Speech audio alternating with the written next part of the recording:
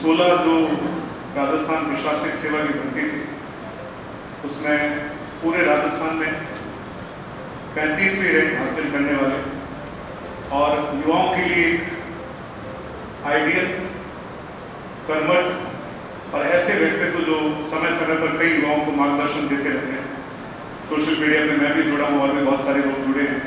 जब भी आवश्यकता पड़ती है कि किसी स्टूडेंट को, किसी एस्पिरेंट को क्या चीज़ों की आवश्यकता है, जैसे सिलेबस कैसे सरल हो सकता है, क्या पढ़ना चाहिए, क्या नहीं पढ़ना चाहिए, इंटरव्यू की कैसे तैयारी होती है, इन सारी बातों पर मैं पिछले कई सालों से देख रहा हूँ कि जितेंद्र सिंह राठौड़ साहब समय समय पे बच्चों को मार्गदर्शन देते रहते हैं।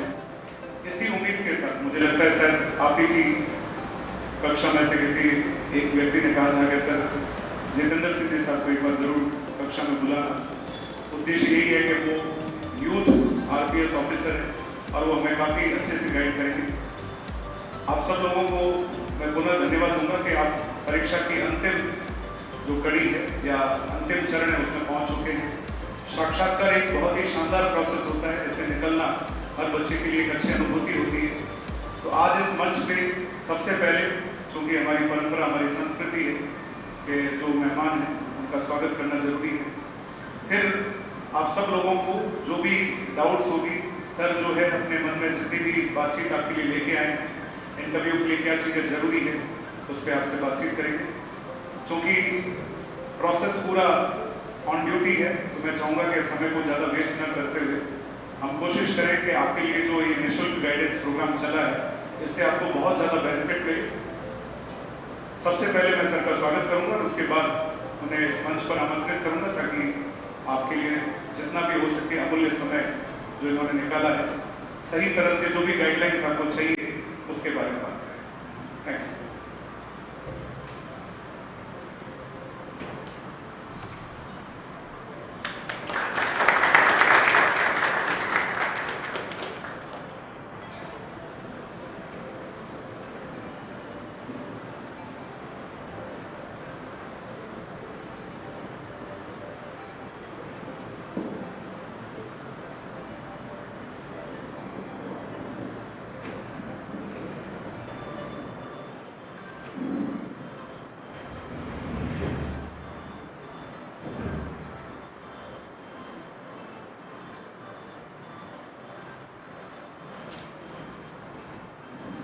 Good evening. तो सभी सब इंस्पेक्टर इंटरव्यू की तैयारी वाला है। सबसे पहले तो आप सभी को बहुत बहुत बधाई और शुभकामनाएं। राजस्थान पुलिस जैसी गौरवमयी सेवा का आप एक अंग बनने जा रहे हैं। अब एक विश्वास आप कर ही लीजिए कि इस स्टेज पर आप पहुंच गए हैं तो जरूर अंतिम रूप से आप सफल भी होंगे। किसी भी प्रकार का अपने मन में 1% भी संशय नहीं होना चाहिए। तो इंटरव्यू की तैयारी जो है वो आपके व्यक्तित्व का एक अंग होती है। अपन स्पेसिफिक इंटरव्यू के लिए बात करें तो किसी भी प्रकार से अपन रट कर कोई चीज़ों को या कोई बिंदुओं को तैयार करके इसकी तैयारी, इंटरव्यू की तैयारी नहीं हो सकती। आपके व्यक्तित्व का अंग होता है। किसी भी प्रकार की हम दिन प्रतिदिन की गतिविधियां करते हैं, बाहर जाते हैं, रोड पर किसी घटना को देखते हैं, उसके प्रति हमारा दृष्टिकोण क्या है वो आपके साक्षात्कार के अंदर झलकता है। सड़क पर जा रहे हैं, कहीं दो मोटरसाइकिलों आपस में भिड़ंत हो गई है, आम व्यक्ति सोचेगा ट्रैफिक जाम हो गया, मेरा टाइम खराब हो रहा है। लेकिन एक पुलिस अधिकारी, एक प्रशासनिक अधिकारी सोचेगा कि आखिर किसी को चोट तो नहीं आई है, अगर कोई चोटिल है तो कैसे उसको इलाज के लिए पहुंचाया जा सकता है, एक्सीडेंट हुआ तो उसका कारण क्या था, कौन जिम्मेदार था, क्या पक्ष विपक्ष, छोटी छोटी कैलकुलेशन है दिमाग में चलती रहती है। ये आपको थोड़ा सा अलग बनाती है। आम नागरिक वहाँ से निकल गया, चिल्लाया, जो चोटिल उसी पर उसको दो मन में गालियाँ दी होगी, लेकिन जिसके मन में प्रशासनिक अधिकारी का भाव है, पुलिस अधिकारी का भाव है, उसने सोचा होगा किस तरीके से मदद करूँ, ये समस्या वापस नहीं हो।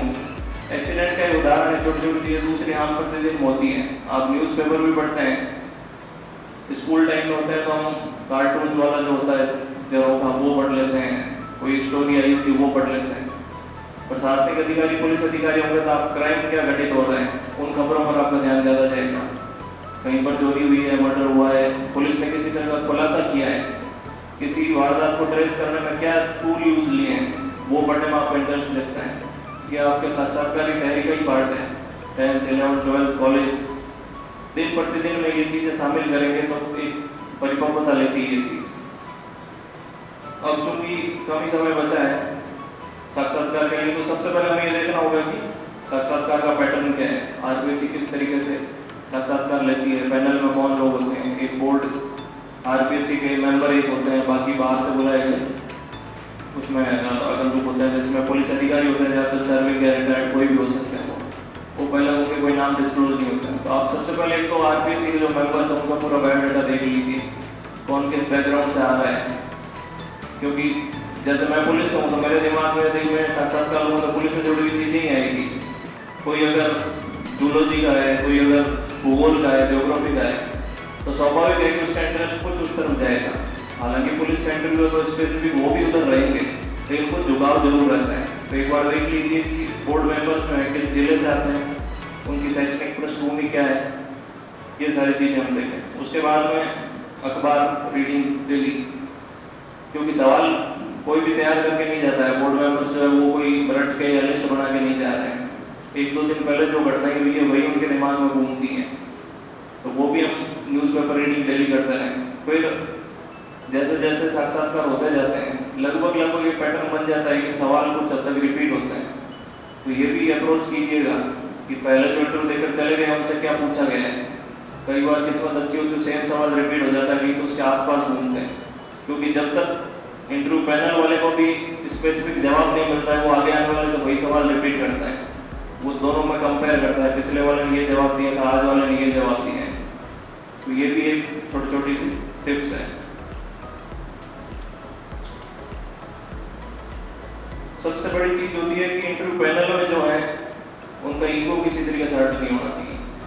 आप अपनी बात में बिल्कुल भी रिजिड नहीं हो, आपको लगता है कि मैं सही हूँ, सामने वाला गलत पॉइंट पर है, तो विनम्रता से उसको कहें कि सर हो सकता है आप सही हो, लेकिन मैंने जहाँ तक पढ़ा है, जहाँ तक मेरी जानकारी है ये चीज़ है, लेकिन फिर भी मैं इसको देख लूँगा सर, मैं इसको और अच्छे से तैयार कर लूँगा सर। विनम्रता रखें, वहाँ रिजिड नहीं होना कि नहीं सर आप गलत हैं, मैंने ये पढ़ रखा है, उस किताब में ये लिखा हुआ था, ऐसे नहीं करना। विनम्रता से उनको डिसएग्री होना है तो भी विनम्रता से होना है पूरी तरीके से।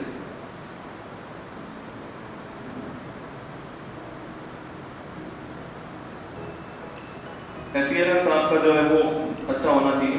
ज़्यादातर साक्षात्कार के लिए ब्लू शर्ट और ग्रे पैंट, इसके अलावा ज़्यादा ऑप्शन भी नहीं होता, कहते हैं कुछ चेंज करो, लेकिन फिर भी ठीक है, ये एकमात्र यही चीज़ है, इसके अलावा 2-3 ऑप्शन ज़्यादा मिलते हैं। अपीयरेंस आपका सबसे ज़्यादा, आउटफिट जो है वो अच्छा होना चाहिए। जो भी ऑप्शन मिल रहा है आप देख लें, बॉयज़ के लिए अलग, लेडीज़ के लिए अलग, गर्ल्स अपने हिसाब से, जो भी अपीयरेंस अच्छा हो आपका। जाते ही सबसे पहले ग्रीट करें, अभिवादन करें, जो बोर्ड चेयरमैन उनको सबसे पहले करें, बाकी की तरफ नज़र घुमाते हुए, मतलब एक ही बार जैसे आप इस बेंच पर बैठे हैं मैं कहूँगा गुड मॉर्निंग, तो गुड मॉर्निंग कहते हुए मैंने तीनों की तरफ देख लिया, ऐसे नहीं good morning good morning good morning, ये नहीं, एक साथ सभी को हो गया। बोर्ड जो चेयरमैन है उसको सबसे पहले ग्रीट करना है, लेडी अगर कोई मेंबर बैठी है उनकी तरफ एक बार हो जाए। जो भी जवाब कहें आवाज़ ना तो बहुत ज़्यादा तेज़ होनी चाहिए, अगर अक्सर हम ग्रामीण पृष्ठभूमि से आते हैं तो कई बार बहुत ज़्यादा तेज़ बोलने लग जाते हैं, तो वो अपनी चाय पर चर्चा नहीं हो रही है, वो आपको जज कर रहे हैं, वो कहेंगे कुछ भी नहीं, आपको आवाज़ धीमे कीजिए, कुछ भी नहीं कहेंगे, लेकिन एक बार उनके मन में खटक गया तो फिर आपका इंटरव्यू 2-2.5 मिनट से ज़्यादा नहीं चलेगा। तो आवाज़ अपनी इतनी धीमी भी नहीं हो कि कोई एजेड मेंबर बैठा है उसको सुनाई नहीं दे रहा है, और ज़्यादा तेज़ भी नहीं है। तो सबसे बढ़िया ये मॉक इंटरव्यू देना। मॉक इंटरव्यू और मेंस एग्जाम के अंदर जो रिटन टेस्ट होता है ये ग्रामवार चीज़ है, जितना आप देंगे उतना आपका निखार रहेगा। मॉक इंटरव्यू ज़्यादा से ज़्यादा दें, ऐसा नहीं है 4 या 5 बार दे दिया तो तीसरी होगी, लास्ट तक देते जाइए। उसी से तो मॉक इंटरव्यू एक प्रकार से डिस्कशन भी है, आप लोग साथी हैं, कोई चीज़ आप बोलेंगे आपको गलत होगी तो साथी आपको उसमें सुधार करेगा, कई बार इंप्रूवमेंट होगा। मुझे 4 चीज़ आती है, सामने वाले को 5 भी आती है, एड ऑन होगी, मुझे भी फायदा होगा, सामने वाले को फायदा होगा। मॉक इंटरव्यू ज़्यादा से ज़्यादा पार्ट लीजिए हम लोग, और एक दूसरे की कमियों को बताइए। अक्सर कहते हैं आईने में बैठकर एक दूसरे आईने में देखकर बोलिए, 2-4 मिनट आप प्रैक्टिस कर सकते हैं, बाकी जितना आपका साथी आपको बताएगा उतना आईना भी नहीं बता पाएगा। अपन अपनी खुद की कमी को नहीं देख सकते हैं, अपने लगता है मैं सही बोल रहा हूँ, आईने में देखोगे तो भी नहीं पता पड़ेगा, सामने वाला ही बताएगा क्या गलती कर रहा हूँ। तो मॉक इंटरव्यू ज़्यादा पार्ट लें, न्यूज़पेपर करंट जीके के हिसाब से पढ़ते रहें, पुलिसिंग में क्या सुधार किए गए हाल फिलहाल में, क्या कमेटीज गठित की गई थी, आप अपने स्तर पर क्या प्रयास करेंगे, जवाब जो भी हो थोड़े प्रैक्टिकल लगने चाहिए, बहुत ही ज़्यादा आदर्शवादी नहीं कि मैं आऊँगा पुलिस को आऊँगा रूल बदल दूंगा, बहुत ज़्यादा खराब व्यवस्था है मेरे आने से सुधरेगी, वैसे उस टाइप के नहीं है।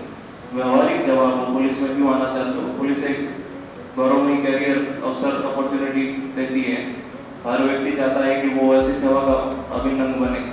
अपने पर्सनल रीजन भी जोड़ सकते हो, जैसे मैं 3 पीढ़ी से मेरे फैमिली पुलिस है, तो मैंने वो वहाँ कहा था कि सर बचपन से देखता आ रहा हूँ यूनिफॉर्म को, तो यूनिफॉर्म के प्रति मेरा आकर्षण है और इस सेवा का मैं एक अंग बनना चाहता हूँ। तो इस तरीके के प्रैक्टिकल जवाब होने चाहिए, बहुत ही ज़्यादा आदर्शवादी जवाब नहीं है, लगभग सेम यही जवाब होता है, लेकिन फिर भी कुछ अगर अपनी तरफ से अलग दे पाए उनको, जो उनको भी सुनने में अलग लगे, तो उसको जोड़िए। किसी सवाल का जवाब अगर आपको आता नहीं है, बिल्कुल विनम्रता से मना कर दीजिए, ब्लफ नहीं करना उनको कि अपन चलते चले जाएं। फिर क्या है कि सामने वाले को मजा में लग जाता है, उसको पता लग गया गलत आप बस के गलत ट्रैक पे चले गए, जानबूझ के आप उधर ले जाएंगे। एक टाइम पे दोनों को पता लग जाता है कि मैं भी झूठ बोल रहा था, सामने वाले को पता भी है, फिर वहाँ पे आप पीछे नहीं हट सकते हो। इसलिए शुरुआत में ही खुद को रोक लें, कहते हैं विनम्रता से सर मुझे इसकी जानकारी नहीं है, मैं इसको देख लूँगा, तैयार कर लूँगा सर। थोड़ा बहुत आता है तो कह सकते हैं सर मुझे इसकी इतनी सी जानकारी है, ये बिंदु है, इससे ज़्यादा मैं नहीं जानता हूँ। जितना आता है उतना तो जरूर बताएं, ऐसा भी नहीं है कि बिल्कुल पूरा मना ही करता है, 1-2% चीज़ आ रही है वो उनसे शेयर कर लें, उसके बाद कहते हैं कि मैं ज़्यादा नहीं जानता हूँ, मैं इस बारे में और तैयारी करूँगा सर। बाकी साक्षात्कार बिल्कुल सहज प्रक्रिया है। एक बार जैसे कि अपना रूम में एंटर होकर चेयर तक बैठते हैं, वो 5-7 सेकंड जो है वही आपकी धड़कनें तेज होती हैं। एक बार आप चेयर पर बैठ गए, स्टार्ट हो गया, उसके बाद आपको पता भी नहीं चलता है कि 5 मिनट 10 मिनट 15-20 मिनट तक कब चला, कुछ पता नहीं लगेगा आपको। बाहर आने के बाद साथ ही बताएगा कि आपका इंटरव्यू 20 मिनट चल गया। तो ज़्यादा उसमें घबराने वाली कोई बात नहीं, और थोड़ी बहुत अगर घबराहट है भी तो सब में सारे कैंडिडेट को लेकर 2-2.5 हज़ार अपियर हो रहे हैं, तो ऐसा एक भी नहीं है जो बिल्कुल मिडल होकर बहादुरी से चला जाएगा। सबको घबराहट हो रही है, जैसे आपको है वैसे बाकी सबको भी। तो सहजता से अपना साक्षात्कार प्रारंभ करना है आपको।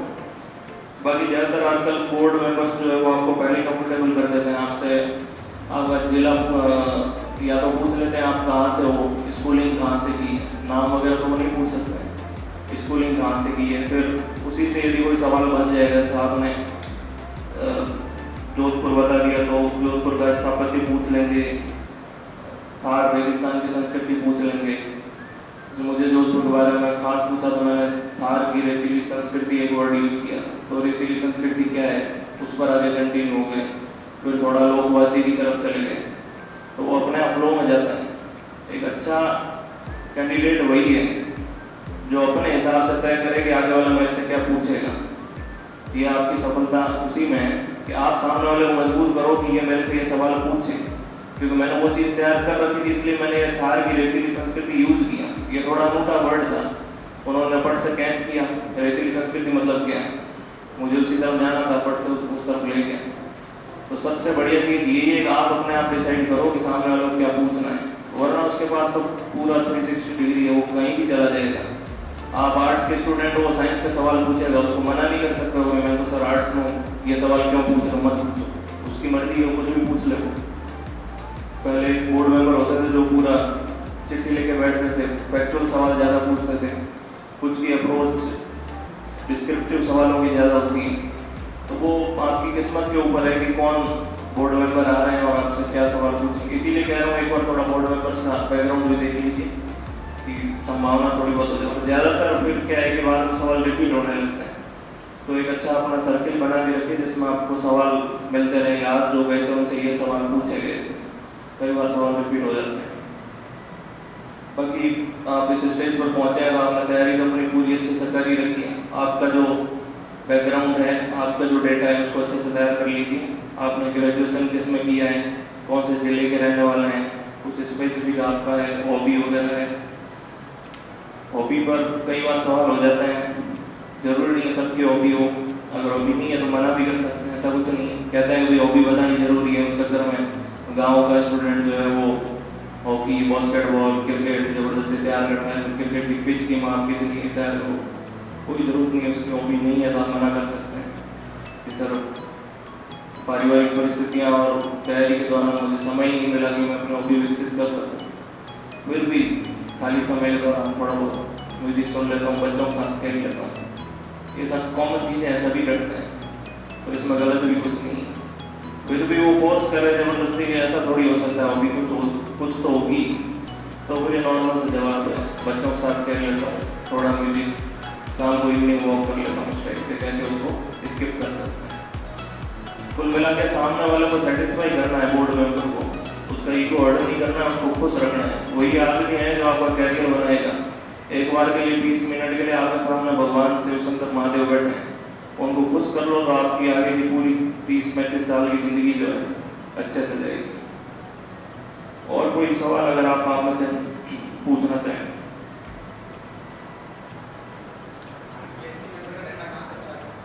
आरपीएससी की साइट पर आप जाएंगे, उसमें डिटेल्स में मेंबर्स एक कॉलम आएगा, उसमें उनका लिखा हुआ है नाम, उन्होंने कौन सी डिग्री ले रखी है, कौन से डिस्ट्रिक्ट से हैं।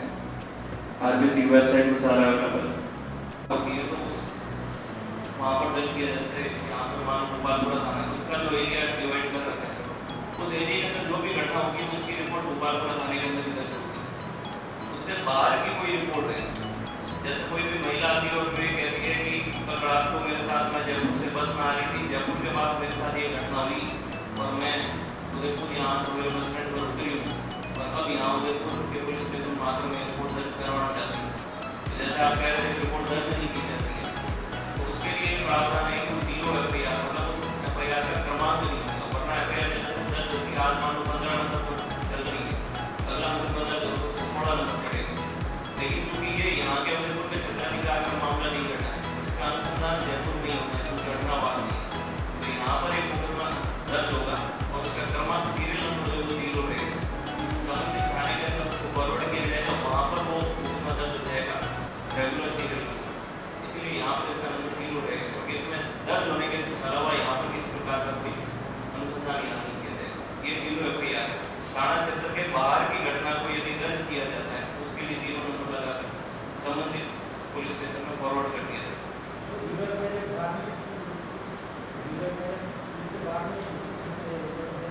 बाहर नहीं, एक तरीके से आम नागरिकों को न्याय दिलाने की प्रक्रिया है कि यही तो है पुलिसिंग, जन सहभागिता, न्याय आपके द्वार, जो सरकार के अलग अलग कार्यक्रम है। आपकी ड्यूटी सेवा देने की है, 24 आवर्स आप कहते हो, यूनिफॉर्म पहनते हो, सितारे लगाते हो, तो आपको इस तरीके से थोड़ी है कि प्राइवेट कंपनी नहीं है कि आप वहाँ चले जाइए, आपको तुरंत न्याय दिलाना है, आपकी जिम्मेदारी।